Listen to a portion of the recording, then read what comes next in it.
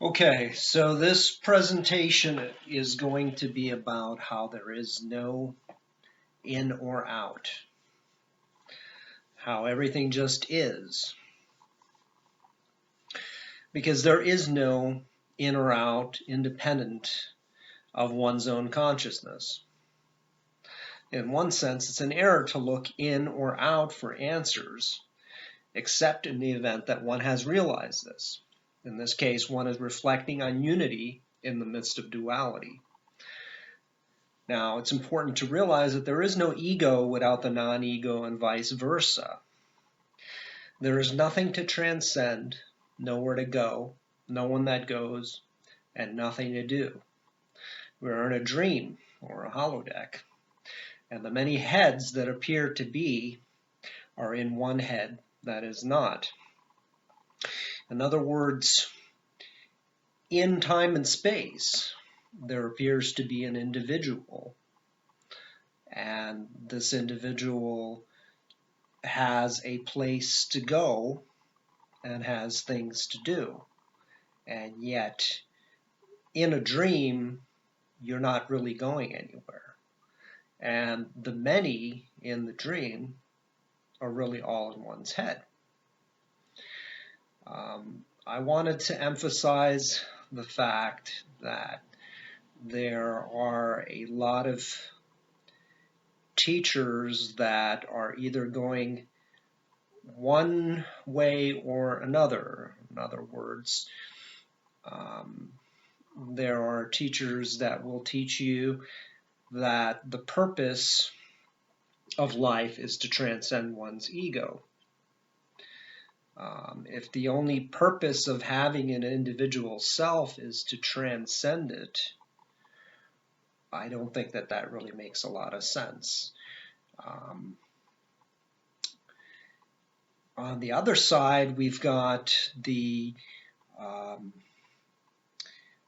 left-hand path, which tells us to maintain our ego and that transcending the ego is an illusion.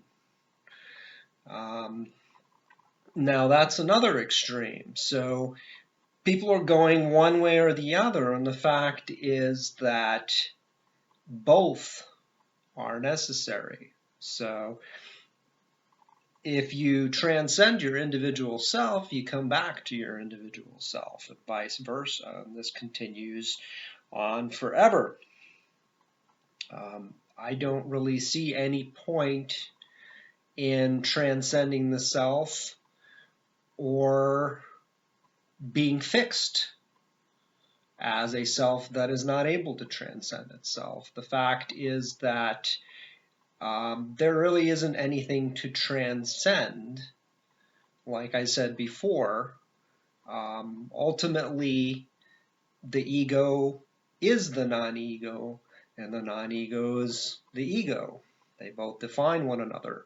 It's the same thing as in and out. So or in what appears to be the inside of oneself or inside one's head point of view, that appears to be the individual self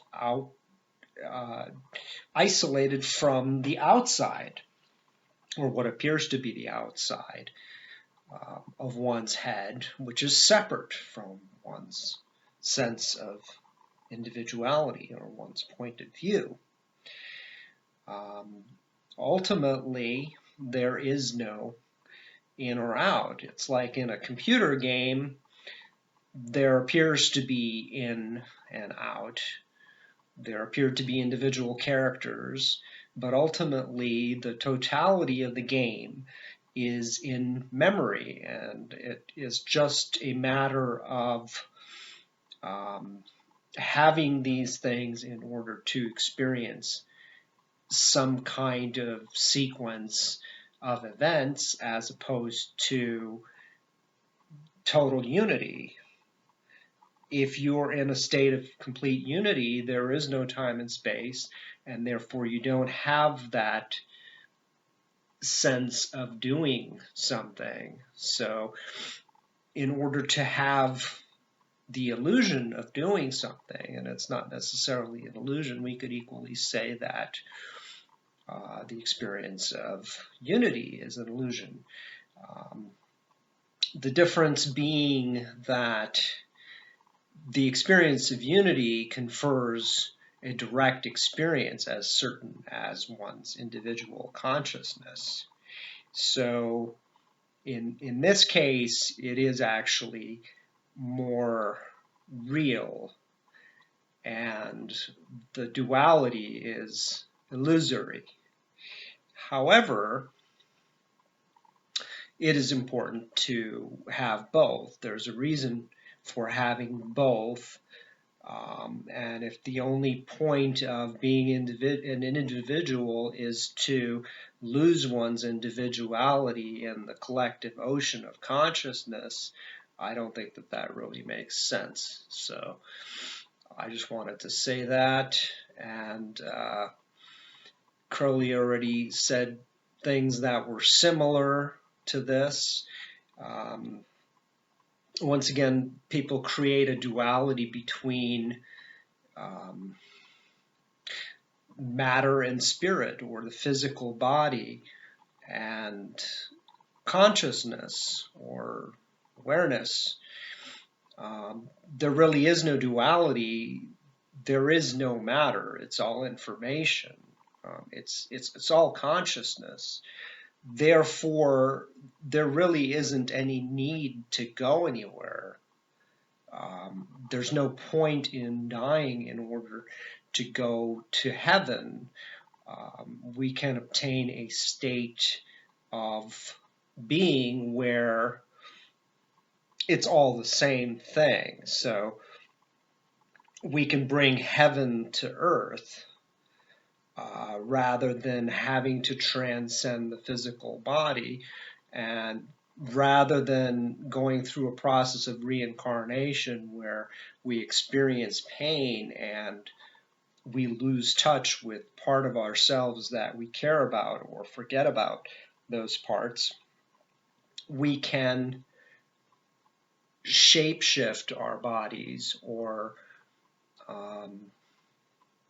turn our bodies into energy, for example, travel to other planes of existence, which are not really separate from ourselves once again. All of these things, heaven and hell, exist within time and space. Like I said earlier, you're not really going anywhere in a dream. You only appear to be going somewhere. The same thing with directions. Directions are relative to one's individual experience. So if you are standing up on your feet, the sky is up and the ground is down, whereas if you were standing on your head, the ground would be up and the sky would be down relative to your individual awareness. Ultimately, in a dream, the directions are really just ideas. Space is an idea. Things that appear to be separate from you in the dream are really in your own head. And when you wake up, you realize that. However, once again, whether in a dream that you experience at night or whether consciously awake, so to speak, there really is no in or out. It's all consciousness. It's all an experience in memory, or what appears to be memory. So I'll end on that note because I'm coming up on 10 minutes and I didn't want to go on too long on this topic. It's relatively simple, but you have to experience it. And what this also means is because it's all consciousness, and we are all consciousness, and we're all the same, there really isn't anyone better or worse than anybody else. And that's not to say that we should be doing certain things as opposed to others. I personally don't agree with certain types of lifestyles. However, we shouldn't be judging other people if they have been involved in a particular lifestyle and decided to move on and do something else with their life. Given similar circumstances, a similar environment, and that includes not just the environment on the outside, but the environment on the inside. In other words, having the same body, the same mind, the same memory, we would wind up just like them.